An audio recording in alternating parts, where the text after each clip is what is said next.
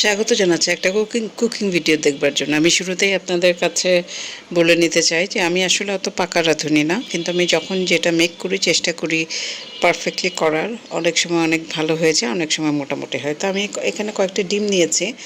আপনাদের শুরুতেই বলে দিই, আমি টাইটেলেও লিখে দিচ্ছি যে আমি ডিমের হালুয়া বানাচ্ছি। এবং ডিমের হালুয়া বানানোটা আসলে খুব কঠিন কিছু না, কিন্তু নাড়াচাড়া করার যে ব্যাপারটা চুলার মধ্যে দিয়ে, এটা হচ্ছে অনেক সময়ের ব্যাপার, ধৈর্যের ব্যাপার।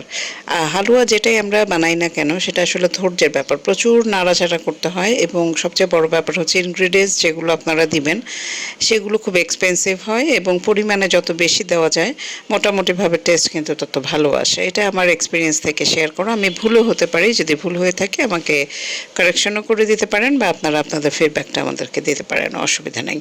তো এখানে আমি ডিমটা নিয়ে খুব ভালো মতো ফেটে নিচ্ছি। ভালো মতো ফেটে না নিলে আসলে সমস্যা, বিকজ এটা তাহলে দানা দানা রয়ে যায়, কিংবা ওইভাবে ফিনিশিংটা খুব ভালো আসে না। তো ঘিটা আমি চিন্তা করছিলাম, দেখাচ্ছিলাম যে ঘিটা আমি প্রথমেই দিব কিনা। তা আমি প্রথমে ঘিটা দেইনি। আমি যেটা করেছি যে প্রথমে চিনিটা দিয়েছি। ডিম ভালো মতো ফেটে নেওয়ার পরে এর মধ্যে কিন্তু আস্তে আস্তে সব ইনগ্রিডিয়েন্টসগুলো দিয়ে তারপরে কিন্তু খুব ভালোভাবে নাড়াচাড়া করতে হবে। তা আমি প্রথমে চিনি দিয়ে নিচ্ছি পরিমাণ মতো। আমি আসলে এখানে পরিমাণ ওইভাবে স্পেসিফাই করাটা ঠিক হবে কিনা জানি না, কারণ যারা একটু বেশি চিনি খায় তারা বেশি পরিমাণ চিনি দিবে, আর যারা একটু ধরেন মাঝারি কিংবা ডায়াবেটিকের পেশেন্ট থাকে তারা কিন্তু একটু লাইট সুগার পছন্দ করে।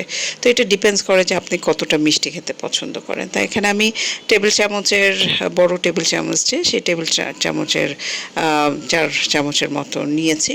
নিয়ে আমি খুব ভালো করে এটাকেও মিক্স করে নিচ্ছি, যাতে করে চিনির যে ব্যাপারটা, এটা হয় কি আপনারা কিন্তু বিটার দিয়েও করতে পারেন, বিটার দিয়ে করা করা যায় একদম। তবে বিটারে হয় কি একদম ফেনা ফেনা হয়ে যায়। তো সেটার এক্সপেরিমেন্টটা আমি করিনি, যার জন্য আমি ওটার ফিডব্যাকটা বলতে পারবো না। ঘি দিচ্ছি আমি, দেখেন ঘি কিন্তু বেশ পরিমাণ দিয়েছি। ডিমের হালুয়ার মধ্যে টেস্টের যে ব্যাপারটা সেটা হচ্ছে ঘি যত দিবেন তত একটা বেটার স্মেল আসে, এবং খেতেও কিন্তু খুব ভালো লাগে। অনেক কিছু দেওয়া যায় একটা হালুয়া তৈরি করতে গেলে, বিভিন্ন ধরনের জিনিস দেওয়া যায়, যেমন কন্ডেন্স মিল্কও দেওয়া যায়, অনেক কিছু দেওয়া যায়। বাট আমি এখানে আমার ঘরে যে যা ছিল আমি তাই দিয়ে কিন্তু মেক করেছি। হ্যাঁ, এখানে আলাদা করে এনে করা সেটা আমি করিনি। ঘরে যা ছিল তাই দিয়ে, ডিম তো অ্যাভেলেবল থাকে, ঘিউ থাকে, চিনি থাকে, গুঁড়া দুধ যেটা সেটাও কিন্তু থাকে। সো এগুলো সব একসাথে দিয়ে খুব ভালো করে মিক্স করে নিতে হবে। এবং মিক্সচারের যে সাউন্ডটা, এটা খুব ভালো ছিল। আমি সাউন্ডটা দিতে পারছি না বিকজ তখন আরও অন্যান্য সাউন্ড, যেমন মসজিদের থেকে অ্যানাউন্সমেন্ট হচ্ছিল, সেই ধরনের সব সাউন্ড চলে আসছিলো, এই জন্য সাউন্ডটা আমি রাখতে পারিনি। কিন্তু এই যে নাড়াচাড়া করার ব্যাপারটা, বাটির সাথে চামচের যে সাউন্ডটা হয়, এটা খুব সুন্দর লাগে, শুনতে ভালো লাগে, নট ব্যাড। তো যাই হোক, আমি যখন চিনির সাথে ডিমটা খুব, চিনি, ডিম এবং ঘি তিনটা খুব ভালো করে মিক্স করছি। এখন দেবো পাউডার দুধ। দেখেন ইনগ্রিডিয়েন্টসগুলো কিন্তু আপনাদের ঘরেই আছে। হ্যাঁ, আর তবে একটা জিনিস যে আপনাকে পরিমাণ একটু বেশি দিতে হবে। পাউডার দুধ যে পরিমাণটা আপনার ধরেন 1 মাস চলে, আপনি যদি হালুয়া মেক করেন তাহলে ওই পাউডার দুধ দেখা যাবে 15 দিন যাবে। তো এটাই হচ্ছে। তবে মিষ্টি জিনিস তো খেতে ভালো লাগে, বিশেষ করে বাসায় বানানো জিনিসগুলো খেতে সবসময় সবার ভালো লাগে, সবাই পছন্দ করে যে বাসাতেই কিছু ফ্রেশ আইটেম হোক। কারণ বাইরে কে কীভাবে মেক করছে না করছে আমরা জানি না, কিন্তু তারপরেও ট্রাস্ট করে আমাদের খেতে হয়, আমরা খাই। তো এখানে দেখেন দুধটা খুব ভালো করে, এখানে কিন্তু যারা আমরা বিগিনার, রান্নাবান্না শুরু করেছি মাত্র, তারা হয়তো বা অনেক সময় শুরুতে একটু প্যানিকড হয়ে যায় যে আল্লাহ এটা মিক্সড হচ্ছে না কেন, কী প্রবলেম। প্যানিকড হওয়ার কিছু নাই, নাড়াচাড়ার উপর ডিপেন্ড করে। দেখেন প্রচুর পরিমাণ নাড়াচাড়া করবেন, এরকম ম্যাশ হয়ে যাবে, পুরো মিশে যাবে। এখন আমি ডিমের গন্ধটা অনেকে অ্যাভয়েড করার জন্য এসেন্স দিয়ে, ভ্যানিলা এসেন্স যেটা, সেটা দিয়ে থাকে। আমিও অল্প একটু দিয়েছি, কারণ যেহেতু ডিমের হালুয়া, সো স্মেলটা যত কড়াভাবে না আসে, যদিও আসার কথা না। যে পরিমাণ জিনিস আমরা দিয়েছি, ঘি দিয়েছি, চিনি দিয়েছি, পাউডার দুধ দিয়েছি, ডিমের ওই যে আলাদা একটা স্মেল, ওইটা আসার কথা না। তারপরে ভ্যানিলা এসেন্স যেহেতু আমার কাছে আছে, আমি সেটা ইউটিলাইজ করলাম, বিকজ এতে করে গন্ধটা আসবে না। হ্যাঁ, তো এটাও খুব ভালো করে মিক্স করতে হবে। এটা হালুয়ার মেইন কাজই হচ্ছে, আমি বারবার বলছি, যারা বিগিনার তাদেরকে আমি উদ্দেশ্যে একটা কথা বলতে চাই, হালুয়ার মেইন ব্যাপারটাই হচ্ছে যত নাড়াচাড়া করতে পারবেন, যত নাড়তে পারবেন, ঘুরতে পারবেন, তত হচ্ছে জিনিসটা ম্যাশ হয়ে যাবে এবং আপনার তত ফিনিশিংটা খুব ভালো আসবে। হ্যাঁ, নট অনলি যে এই সময়টা মিক্সচার করা তা না, দেখেন মিক্সচারে আমার কিন্তু হিউজ পরিমাণ, আমি তো পুরোটা ভিডিওতে আনিনি, বাট যতটুকু এনেছি মানে লম্বা একটা সময় কিন্তু আমার এই মিক্সচারের মধ্যেই চলে গেল। তারপরে যাবে হচ্ছে রান্নাতেও কিন্তু প্রচুর নাড়তে হয়। দেখেন আমি একটা ফ্রাই প্যান নিয়েছি এবং এখানে আমি প্রথমে যেটা করব, ঘি দিয়ে দিব। আচ্ছা, অনেকে কিন্তু এলাচ দেয়, দারচিনি দেয়, কিন্তু আমার ব্যাপারটা হয়েছে কি, আমি এলাচ দারচিনি মানে মিষ্টি আইটেমে কেন জানি দেই না। আসলে দেই না বলে যে টেস্টটা খারাপ হয় তা কিন্তু না, তবে হ্যাঁ, দিলে একটা ভালো স্মেল আসে। আপনারা এখানে এলাচ দিতে পারেন, দারচিনি দিতে পারেন, হ্যাঁ, দিয়ে ভালো করে ঘিটার মধ্যে নাড়াচাড়া করতে পারেন। বাট আমি এলাচটা মানে হয় কি মানে আমি জানি না, আমি আসলে না দিয়েই করি, তাতেও কিন্তু খারাপ হয় তা না। তা বাট হ্যাঁ, দিলে ভালো, অবশ্যই দিলে ভালো। তা এখন আমি যে মিক্সচারটা করেছিলাম সেটা আমি গরম এই ঘিয়ের মধ্যে দিয়ে দিব।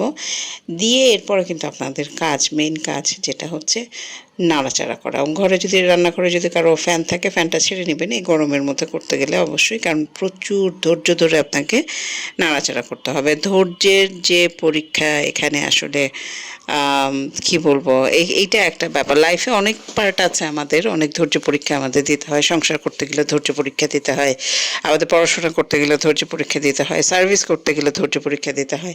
রান্নাও একটা ধৈর্যের বিষয়, বিশেষ করে এই ধরনের মজাদার খাবার যদি বাসার মধ্যে করে খেতে চান, ধৈর্য তো প্রচুর লাগে। আর যার জন্য যারা আমরা আসলে ওইভাবে খুব প্রফেশনাল বা এক্সপার্ট রাঁধুনি না, তারা দেখা যায় যে সবে বরাতের মধ্যে একবার হয়তো বা মেক করি, কিংবা দেখা যায় যে কেউ আসবে বাসায় দাওয়াত খাওয়াবো তখন মেক করি।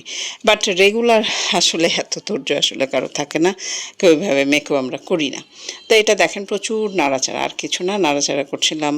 তারপর যত প্রকার ফোন আসতেছিল, ফোনে কথা বলে নিচ্ছিলাম। মানে এইটার মধ্যে কনসেন্ট্রেশন হচ্ছে আপনার নাড়াচাড়াটা সারাক্ষণ করতে হচ্ছে এবং লাস্টের দিকে ফুললি কনসেন্ট্রেশনটা আপনাকে দিতে হবে। দেখেন আস্তে আস্তে না কিন্তু জিনিসটা জমে যাচ্ছে, না ঘন হয়ে যাচ্ছে, ঘনত্বটা বেড়ে যাচ্ছে। তো কিন্তু আপনার হাত থামানো যাবে না, হাত থামালে ডিমের হালুয়া একদম যাতা হয়ে যাবে, টেস্ট পাবেন না, ফিনিশিংটা ভালো আসবে না।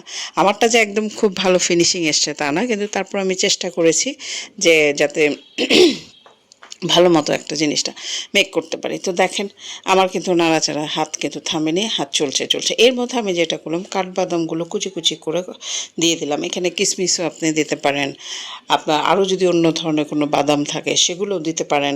হ্যাঁ, এটা ডিপেন্ডস অন, আমি আসলে কিশমিশটা দেইনি কারণ আমার মেয়ে মিষ্টি আইটেমে কিশমিশ পছন্দ করে না, এই জন্য কিশমিশটা দেওয়া হয় না। এই এক সমস্যা, বাসার এক একজনের এক এক রকম পছন্দ, তো সবার পছন্দ ওইভাবে আমরা একত্রই করতে পারি না। বাট তারপরও কি আর করার, কিছু করার নাই, কিশমিশটা আমি দিইনি। বাট আপনারা কিন্তু কিশমিশ দিতে পারেন, অবশ্যই দিবেন, দিলে ভালো লাগবে। তো কিশমিশ বাদাম দিলাম। দেওয়ার পরে আবারও নাড়াচাড়া। আমার কাছে মনে হলো আরেকটু কাজু বাদাম দিয়ে দিই, কাজু বাদামও দিয়ে দাও, কাঠবাদাম, কাজু বাদাম, যত ধরনের বাদাম আছে দিয়ে দিবেন। আসলে এই সমস্ত হালুয়াগুলোতে এই বাদাম আইটেম দেওয়াটা, খাবেন কামড়ে বাদামের একটা টেস্ট আসবে, খুব ভালো লাগবে। এখন একটা প্লেট নিয়েছি, পরিবেশনের পালা। গরম গরম জিনিসটাকে শেপে আনতে হলে আমি আসলে ডিজাইন করিনি, বাট জাস্ট একটা নর্মাল প্লেটের মধ্যে দিয়ে চারকোনা বরফি আকারে আমি কেটে রেখেছিলাম।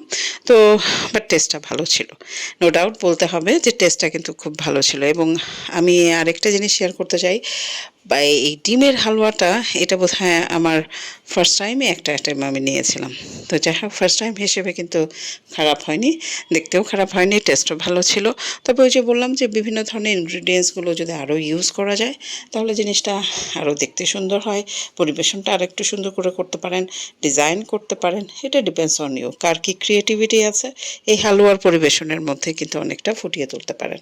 তো এই হচ্ছে আমার হালুয়া বানানো শেষ। এখন আমি কাটছি বরফি আকার, বরফি আকার করে কেটে নিচ্ছি। সবাই খেয়েছে, পছন্দ করেছে এবং সত্যি কথা এই যে বানিয়েছে তারপরে আর কিন্তু বানানো হয়নি, হয়তো বা ভুলে গেছি, এই জন্য ভিডিওটা রেকর্ড করে রাখছি যাতে করে আমি আবার দেখে আবার মেক করতে পারি। তো ধন্যবাদ সবাইকে আমার এই ভিডিওটা দেখবার জন্য, আমাদের সাথে থাকবার জন্য অনেক অনেক ধন্যবাদ।